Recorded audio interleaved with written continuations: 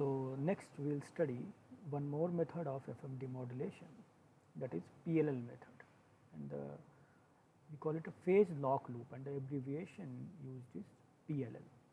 So as the name suggests, the PLL is a device which tracks the phase and frequency of your input sinusoid. So as in angle modulation, or in particular for FM modulation, the message, the information resides in frequency.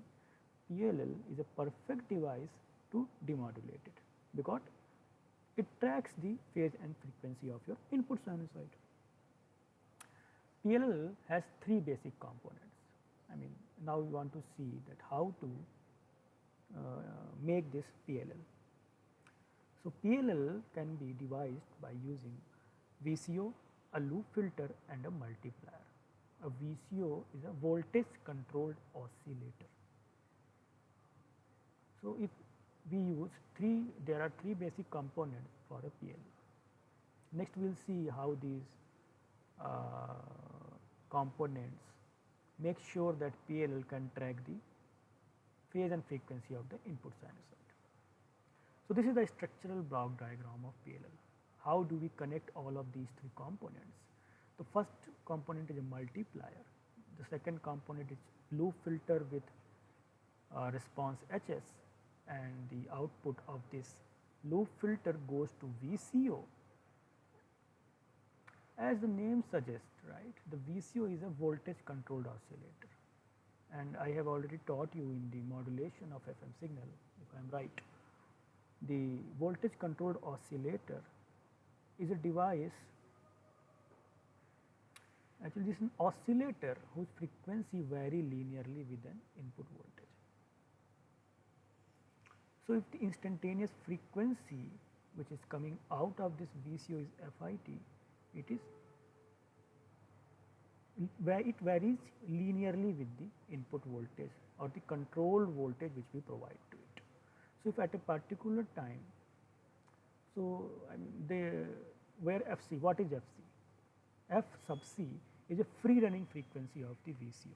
It means when there is no input voltage, there must be some oscillation, so that the frequency of that oscillation is Fc, and as soon as we provide the input voltage, now the frequency of this oscillation changes.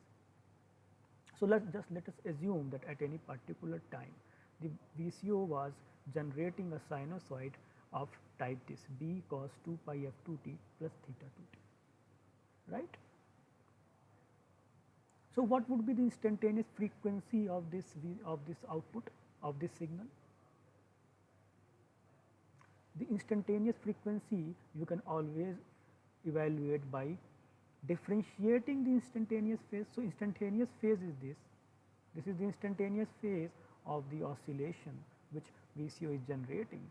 So the instantaneous frequency, we just derivate this and we get the instantaneous frequency as this f2 plus theta naught t by 2 pi. And as I told you here that the instantaneous frequency is fc plus c naught t.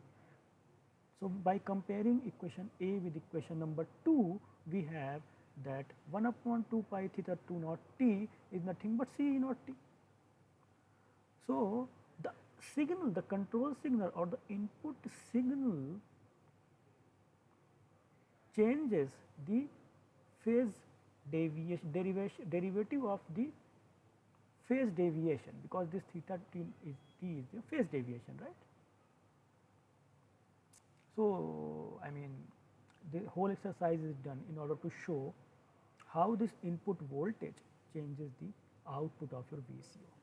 So this is the structure, that theta 2 dot t is equal to CE naught t. So you can replace that the output at any time instant will be integral of E naught, right? You can write it like this, but there is no need to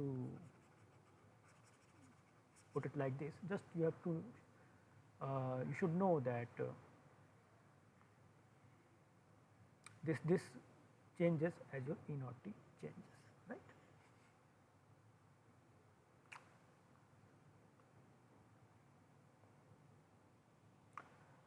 So let's see, because this was the structure of our PLL. This is the block diagram of PLL, and we provide, let us say, the input to this PLL is this a sine 2 pi f1t plus theta 1t, and in particular you can also, if since we are using it will be a FM waveform, right.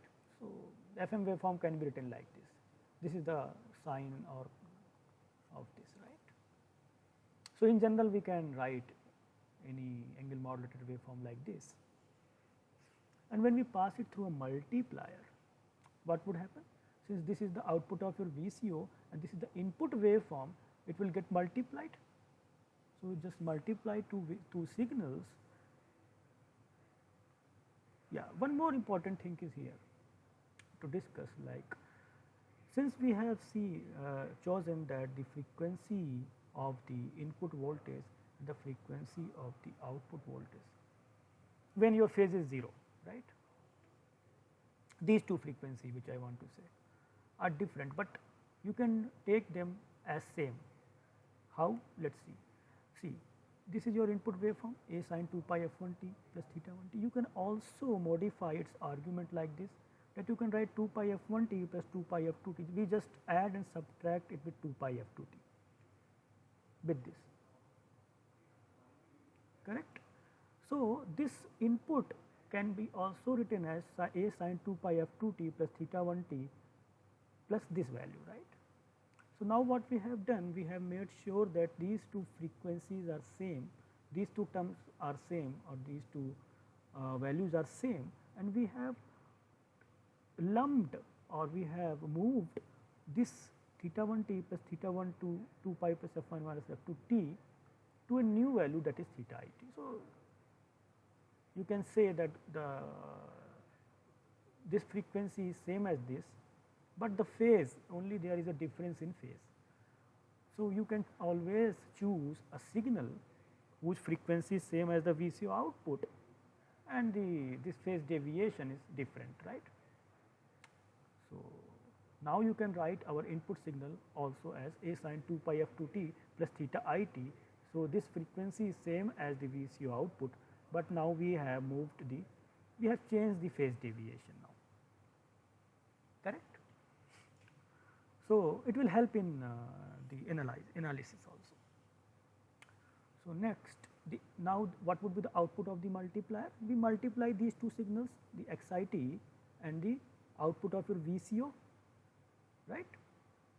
We multiply these two things, these two waveforms, and when we multiply and after we use the trigonometric identity of sines into cos t. So, we have these two terms, right. That is quite obvious, just look at it. So, this is a higher frequency component and this is a low frequency component, and the frequency, and since as you see in the block diagram, excuse me, if you see the block diagram, the multiplied signal, the output of this multiplier passes through the loop filter, and the loop filter is such that its frequency response at higher frequencies is 0. So, we do not worry, we do not bother about this term and we discuss only this term, right, because anyway the output of the loop filter, this term will go away, the higher frequency component will go away. So, at the output of your loop filter, we will have the convolved, if ht is the impulse response in time domain, the convolved xmt convolved with ht, and this is your xmt, and this term we neglect. So, we convolve these two terms and we will have this, that is quite obvious. And from step A to step B, in order to move from step A to step B, we use just a definition of the convolution. Okay. So, it is quite simple to see that the input to the voltage, input to the, this E naught T nothing but input to the VCO, right, and we have already shown that theta 2 dot T is C times E naught T or a constant times E naught T.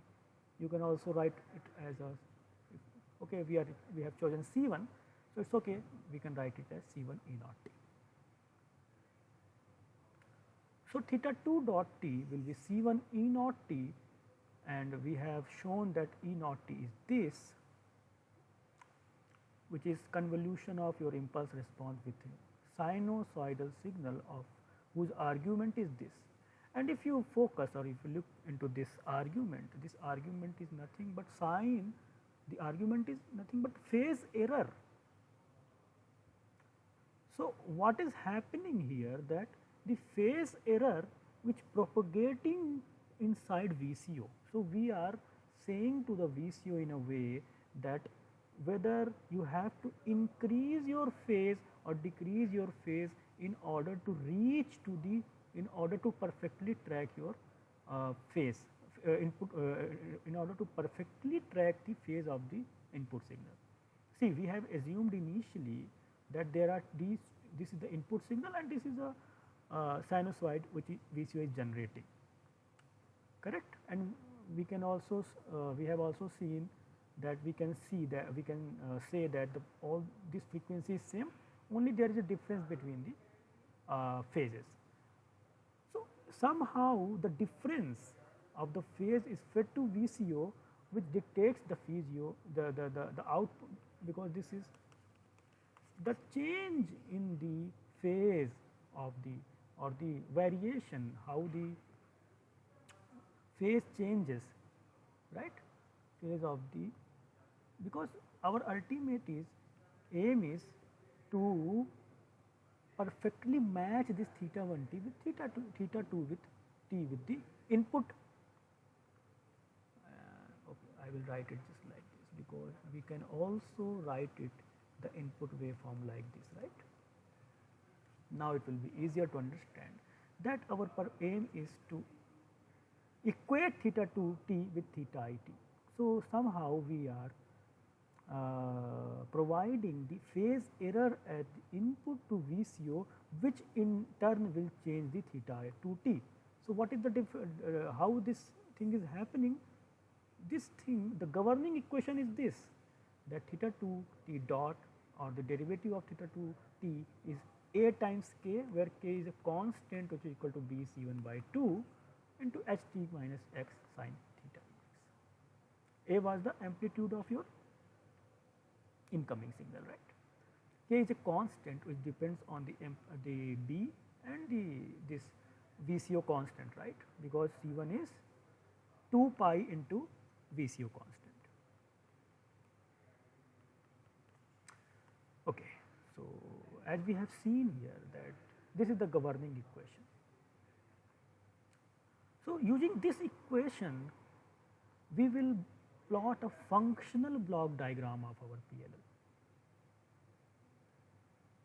So if theta IT is the input phase, right, and this is the output phase, the phase of the VCO, and this is the phase error.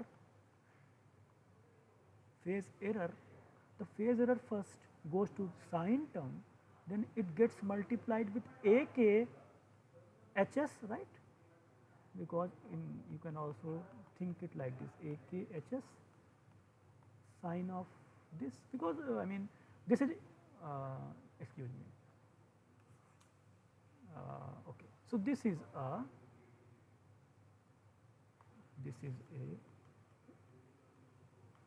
filter with impulse response AKHT, and in Laplace domain you can write it as AKHS. So if you pass it through this, it will be a convolution, right? So this is AKHT. So this is a filter whose gain is A into K, and this value is HT, impulse response is HT. So the output will be theta 2 dot t. And what is the relation between theta 2 t and theta 2 dot t? You have to integrate, right? Then you bring this. So this is called a functional block diagram of PLL. It's very important in order to further analyze the performance of PLL. But that we will not do in this course. We will do it in the digital communication course. Just you remember this, that how this functional block diagram can be converted to a, sorry, how do we convert this, if you remember I called it structural block diagram, right? A structural block diagram to the functional block diagram of PLL.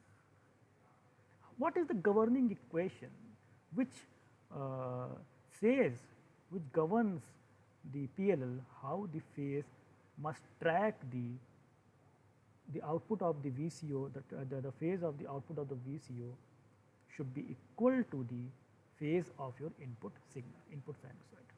So, this we have seen that this is the governing equation, and using this governing equation you can plot the functional block diagram of our PLL.